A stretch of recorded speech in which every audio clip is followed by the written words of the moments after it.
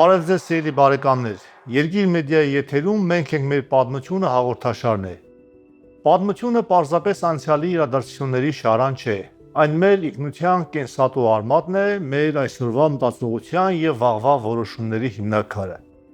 Մենք թերթում ենք մեր տարեգրության էջերը ոչ թե լոկ հիշելու, այլ հասկանալու համար։ Դարերի խորքից հնչող պատգամը մեկն է՝ յուրացրու անցյալի դասերը, որպեսզի չկորցնես ապագան։ Այսօր մենք կփորձենք վերլուծել առաջին հանրապետության տարիներին Հայաստանում մեծ ծավալ ստացած թուրք-թաթարական հակապետական զինված խռովությունները և դրանց թողած դասերը։ Անկախ պետականության կայացումը երբեք հարթ ճանապարհ չէ, հատկապես երբ երկիրը ստիպված է լինում պայքարել ոչ միայն արտաքին թշնամու, այլև ներքին քայքայիչ ուժերի դեմ։ 1918-20 թվականներին նորաստեղծ Հայաստանի Հանրապետության առջև ծառացած լրջագույն մարտահրավերներից մեկը Արարատյան դաշտում և Կարսի մարզում մոտ կես միլիոնի հասնող թուրք-թաթար, այսօր այսպես կոչված ադրբեջանցի բնակչության հակապետական ընդվզումների հանձահարումն էր։ Սա պարզապես էթնիկ բախում չէր։ Դա Թուրքիայի և նորահռչակ Ադրբեջանի կողմից հրահրված և կազմակերպված դավադրություն էր, ուղղված Հայաստանի անկախության տապալմանը։ 1918-20 թվականներին Հայաստանի սրտում տեղի ունեցած թուրք-թաթարական խռովությունները դարձան հայկական պետականության կենսունակության քննությունը։ Մի կողմից արևմտահայ հազարավոր անօթևան գաղթականներ,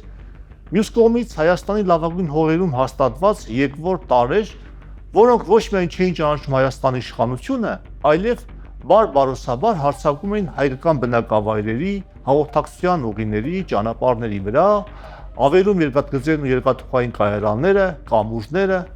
թալանում և կոտորում հայ բնակչությանը։ Դրանք նոր թափ ստացան հատկապես Մուդրոսի զինադադարից հետո,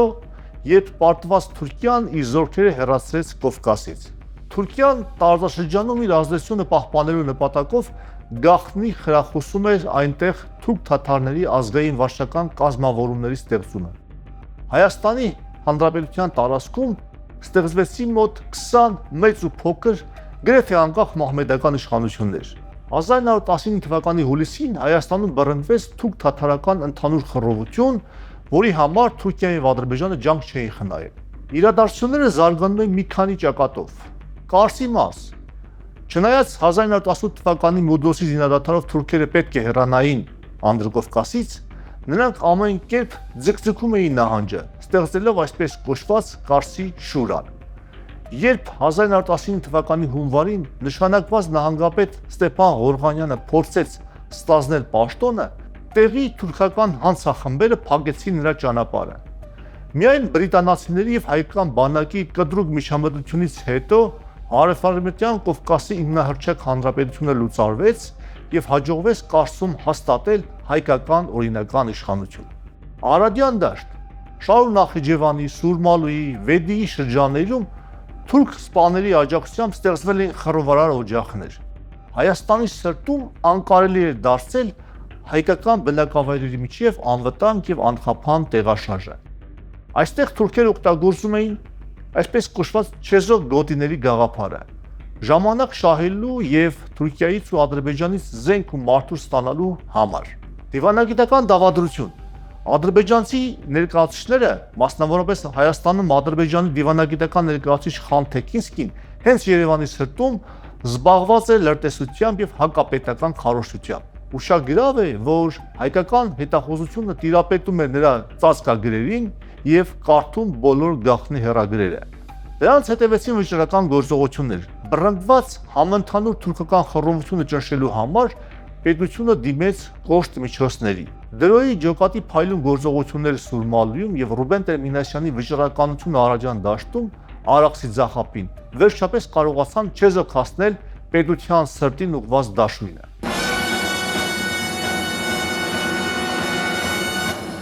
Ինչ է սովորեցնում հակապետական խռովությունների այս դրամատիկ պատմությունը։ Առաջին դասը՝ ներքին անվտանգությունը որպես ինքնիշխանության երաշխիք։ 1920 թվականին մեր պետական այրերը հասկացան, որ անկարելի է կառուցել պետություն, երբ երկրի ներսում գործում են օտարի շահերը սպասարկող զինված օջախներ։ Պետությունը պետք է ունենա ուժի կիրառման մենաշնորհ սեփական քաղաքացիների անվտանգությունը պաշտպանելու համար։ Երկրորդ դասը զգոնություն դաշնակիցների միջնորդության հանդեպ։ Կարսի եւ Նախիջևանի օրինակները ցույց տվեցին, որ միջազգային միջնորդությունների եւ դաշնակիցների կողմից առաջարկվող չեզոք գոտիները հաճախ ծառայում են թշնամու օգտին, թույլ տալով նրան վերախմբավորվել։ Սեփական իրավունքների հաստատումը չպետք է անվերջ զոհաբերվի դիվանագիտական կոմպրոմիսներին։ Երրորդ դասը հետախուզության եւ տեղեկատվության տիրապետման կարեւորությունը։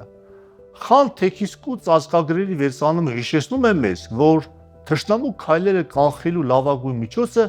նրա մտադրությունների մասին նախապես տեղեկացված լինելն է։ Ինֆորմացիոն պատերազմը նորություն չի, այն մեր պետականության անբաժան մասն է եղել դեռ 100 տարի առաջ։ Չորրորդ դասը վճռական առաջնորդության դերը։ Ռուբեն Տերմինասյանի, Նիկոլ Աղբալյանի եւ Դրոյի օրինակը փաստում է, որ օրասական պահին պետությանը պետք են գործիչներ, որոնք պատրաստ են ստանձնել պատասխանատվություն եւ ավարտին հասնել հակապետական տարրերի վնասազերծումը հանուն ընդհանուր խաղաղության։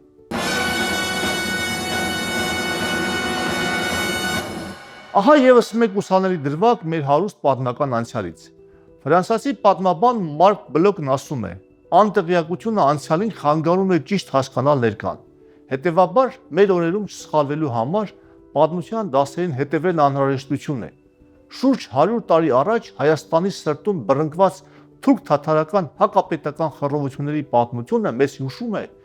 որ պետք է կանխել պետականությանը սպառնացող ներքի եւ արտաքին բոլոր դավադրությունները։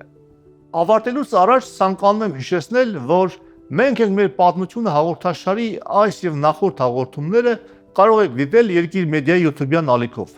Շնորհակալ եմ, որ մեզ հետ եք։ Հանդիպում ենք հաջորդ հաղորդմանը նոր պատմության եւ նոր դասի հետ։ Մնացեք խաղաղությամբ։